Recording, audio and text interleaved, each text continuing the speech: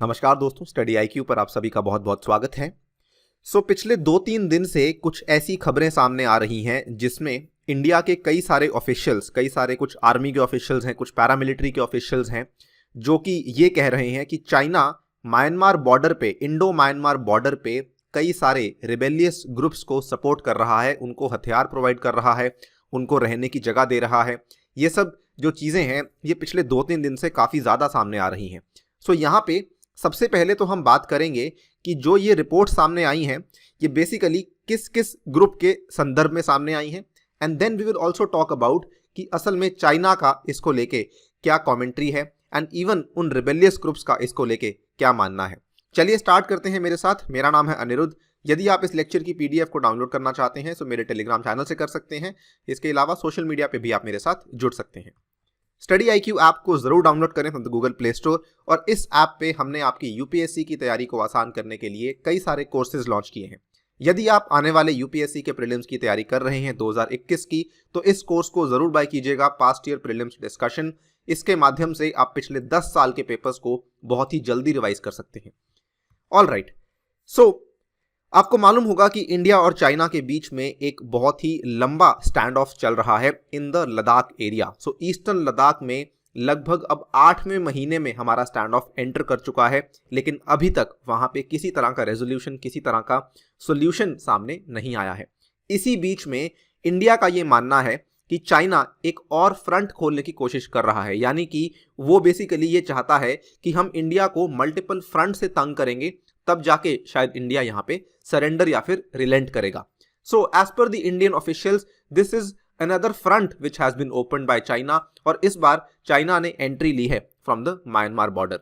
Indian official says that China is assisting rebel groups which have stepped up attack on its border with Myanmar in the recent months. इसमें जो exactly 2 groups सामने आ रहे हैं उसके बारे में हम बात करेंगे, बट आई एम श्योर आपको मालूम होना चाहिए कि म्यांमार और इंडिया के बॉर्डर पे कई सारे रिबेलियस ग्रुप्स काम करते हैं। रिबेलियस ग्रुप्स यानी कि विद्रोही समूह है जो कि वहां पे काम करते हैं, जिनका मूल उद्देश्य या तो है स्वतंत्रता लेना। स्वतंत्रता कहने का मतलब कि या तो वो चाहते हैं कि हमें अपना अलग से एक कंट्री बना दीजिए, या वो चाहते हैं कि हमारा एक अलग तरह का राज्य बनाया जाए। इसमें इतने सारे ग्रुप्स हैं कि अगर आप एक्चुअली उनकी स्टडी करने जाएं तो आप खुद भी बहुत कंफ्यूज हो जाएंगे, क्योंकि बहुत सारे ग्रुप्स हैं। एंड नॉट ओनली ग्रुप्स, उन ग्रुप्स में आगे जाके आइडियोलॉजी के आधार पे इतने ज्यादा ग्रुप्स फिर से बन चुके हैं, सब ग्रुपिंग्स बन चुकी हैं कि उसमें कई सारे और गुट पैदा हो चुके हैं इसमें। लेकिन जो हम इस वीडियो में बात कर रहे हैं वो कौन से ग्रुप्स हैं जिनको चाइना वेपन सप्लाई कर रहा है। उसमें एक ग्रुप सामने आता है the United WA state army, और दूसरा है अराकान आर्मी। और इन दोनों को ही इंडिया ने अपने UAPA कानून के तहत इन दोनों को ही एक टेररिस्ट ऑर्गेनाइजेशन, आतंकवादी समूह डेजिग्नेट किया हुआ है, घोषित किया हुआ है, और ये इसी साल की बात है। नाउ इन ग्रुप्स को सपोर्ट करना एक तरीके से बताता है कि जो इंडियन ऑफिशियल्स का वहम है, या फिर इंडियन ऑफिशियल्स का जो एक तरीके से आप कह सकते हैं एस्टिमेट है, वो काफी हद तक सही है। नाउ इनको ये प्रोवाइड कर रहे हैं वेपन्स, और इनको कई सारे हाइडआउट्स प्रोवाइड कर रहे हैं, यानी किस तरीके से ये छुप के अटैक कर सकते हैं, किस तरीके से ये इंडिया को और ज़्यादा परेशान कर सकते हैं। इसमें अगर आप देखें जो ऑफिशियल्स हैं, इन्होंने कई बार, इसके पहले कई बार ऑलरेडी इंडिया की जो हमारी गवर्नमेंट है न्यू दिल्ली में, उसको कई बार वार्न भी किया था कि ये यहाँ पे कई सारे रिबेलियस ग्रुप्स में से, स्पेशली जो नागा रिबेलियस ग्रुप्स में लोग हैं, वो चाइना जा रहे हैं और चाइना की जो कुनमिंग का शहर है वहां पे जाके वेपन्स को खरीद के लाते हैं और वहां पे जाके ट्रेनिंग भी लेकर आते हैं।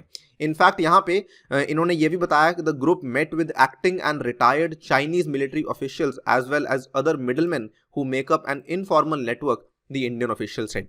यहाँ पे कुनमिंग आप देख सकते हैं, ये वाला एरिया है, राइट। हियर वी हैव, अगर आप ध्यान से देखें, ये आपका इंडिया म्यांमार का बॉर्डर है, ठीक है, ये है म्यांमार, और ये Kunming very close to the Myanmar China border over here. ये कुनमिंग चाइना के एक प्रोविंस का कैपिटल है, प्रोविंस का नाम है यूनान। Kunming is the capital of यूनान, और यहाँ पे इंडियन ऑफिशियल्स का मानना है कि कई सारे ग्रुपिंग्स ऐसे हैं जो कुनमिंग्स अक्सर जाते रहते हैं यहाँ से, उसके बाद यहाँ से जाने के बाद वेपन्स को लेकर आते हैं और इंडिया में अटैक करना शुरू करते हैं।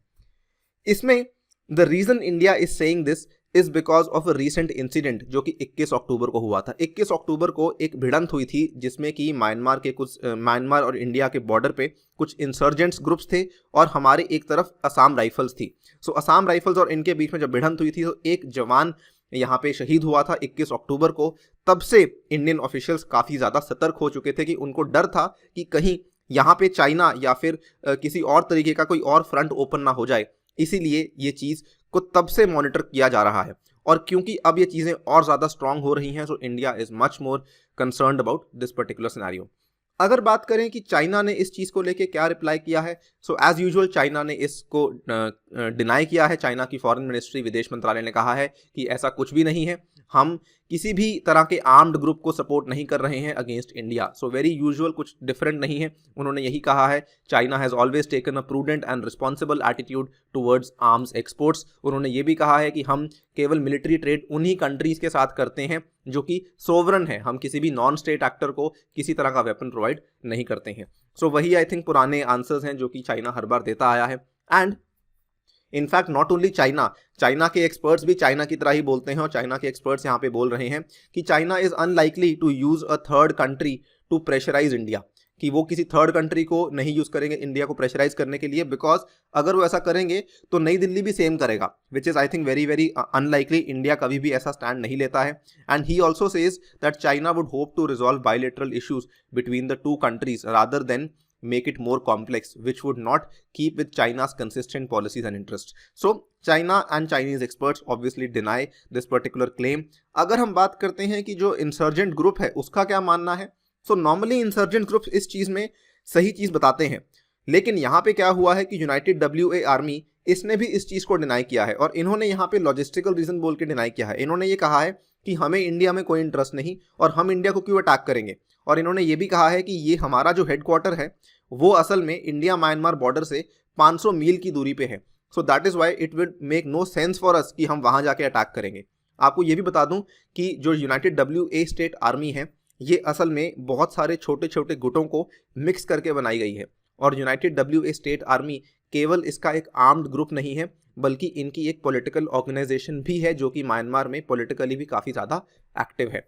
इनफैक्ट इनके जो स्पोक्स पर्सन है, सो इनका एक प्रॉपर स्पोक्स पर्सन है, प्रॉपर इनका एक जगह बनी हुई है जहाँ से ये ऑपरेट करते हैं और इस चीज़ को रिकग्निशन दी हुई है म्यांमार ने, ठीक है। और यहाँ पे इनके स्पोक्स पर्सन ने यह भी कहा है, the group doesn't have any connection with India's national security and we do not harm that country at all, so we think we don't need to comment on such kind of allegations. So दोनों ही China और इस group ने जिसके बीच में transaction हुआ है, इन दोनों ने इस चीज़ को डिनाई किया है। अब सवाल एक तो ये आता है कि इंडिया इतना कंसर्न क्यों है। I have given you one reason कि एक तो जो 21 अक्टूबर की घटना है उस चीज़ को लेकर इंडिया थोड़ा सा कंसर्न है। इसके बाद इंडिया कंसर्न इसलिए भी था बिकॉज जो इंडिया और नागा रिबेल्स के बीच में जो हमारी बातें चल रही थी वो काफ़ी लंबे समय से चल रही थी और नेगोशिएशन चल रही थी, लेकिन कोई सोल्यूशन सामने नहीं आया था। लेकिन अभी सितंबर 28 को एक फाइनल चीज़ सामने आई थी कि नागा रेबल्स ने कहा कि हम आपके साथ यहाँ पे पीस डील साइन करने में इंटरेस्टेड नहीं हैं, जिसके चलते वहाँ पे फिर से एक भिड़ंत हुई थी और इंडिया ने 3 गन रनर्स को अरेस्ट किया था। गन रनर्स वो लोग होते हैं जो कि गन्स को प्रोवाइड करते हैं, यानी गन रनिंग उस बिजनेस को कहा जाता है जिसमें गन्स की स्मगलिंग होती है। सो इंडिया ने यहाँ पे 3 गन रनर्स को अरेस्ट किया था और उन जब 3 गन रनर्स से पूछताछ की गई थी तो यहाँ पे उन गन रनर्स ने ये साफ साफ उनको बताया था कि असल में हमें जो ये गन्स हैं ये अरकन आर्मी के द्वारा प्रोवाइड की गई हैं। नाउ इस चीज़ को लेके इंडिया काफ़ी कंसर्न्ड है, जबकि अगर आप अरकन आर्मी से पूछताछ करते हैं तो अरकन आर्मी ये बोलती है कि चाइना हमें वेपन्स प्रोवाइड करता है लेकिन उसका मकसद कुछ और है। मकसद क्या है? जिस तरीके से चाइना, आपको मालूम होगा चाइना का एक बेल्ट एंड रोड इनिशिएटिव चल रहा है। सो बेल्ट एंड रोड इनिशिएटिव के तहत चाइना अपने सभी पड़ोसी देशों के साथ अपनी कनेक्टिविटी काफ़ी तेज़ी से बढ़ा रहा है। जिस तरीके से उसने पाकिस्तान के साथ CPEC साइन किया है, चाइना पाकिस्तान इकोनॉमिक कॉरिडोर, उसी तरीके से उसने म्यांमार के साथ भी CMEC साइन किया है, चाइना म्यांमार इकोनॉमिक कॉरिडोर। और ये जो चाइना म्यांमार इकोनॉमिक कॉरिडोर है ये एक्सटेंड होता है यहाँ से क्वाइकफ्यू से लेके कुनमिंग तक, ठीक है। और ये अरकान आर्मी ये बोलती है कि हमें चाइना पैसा इसलिए देती है ताकि ये जो ऑयल पाइपलाइन बनाई जा रही है इसकी सिक्योरिटी हो सके। ना इससे एक चीज़ क्लियर ज़रूर होती है कि अरकन आर्मी को इंडिया में कोई डायरेक्ट इंटरेस्ट नहीं है और वो काफ़ी क्लियर भी है, लेकिन द एंड रिजल्ट क्या होता है, भले अरकन आर्मी को कोई डायरेक्ट इंटरेस्ट नहीं है और यूनाइटेड WA आर्मी ने ये कहा कि हमें भी इंडिया में कोई डायरेक्ट इंटरेस्ट नहीं है, बट द थिंग इज कि अल्टीमेटली वेपन्स तो वहां पे पहुंच ही रहे हैं। तो वो किस तरीके से पहुंच रहे हैं, अगर आप इस चीज की हिस्ट्री को देखें तो एक चीज बड़ी क्लियरली समझ आती है कि आज की डेट में जो विक्टिम है वो अभी भी इंडिया ही है। 1950, 1960, 1970 ये जो 20-30 साल थे, ये एक ऐसा समय था जब इंडिया और पाकिस्तान की राइवलरी काफ़ी ज़्यादा थी, आज भी काफ़ी ज़्यादा है, लेकिन उस समय पाकिस्तान मल्टीपल कोशिशें कर रही थी कि हम किस तरीके से इंडिया को अटैक कर सकते हैं। उस टाइम पे जितने भी आर्म्ड ग्रुप्स थे नागालैंड के साइड में, उनको पाकिस्तान सपोर्ट कर रहा था। आज की डेट में उनको चाइना सपोर्ट कर रहा है। स्टोरी ऑलमोस्ट सिमिलर है, बस केवल सप्लायर बदला है। उस टाइम पे पाकिस्तान था, आज China has become the main provider of munitions for the ethnic insurgents. Many were also trained in China. Basically देखिए, ये कहानी काफ़ी कॉम्प्लेक्स है, इसको हम इतनी छोटी वीडियो में कवर करना काफ़ी मुश्किल है कि एग्जैक्टली हो क्या रहा है।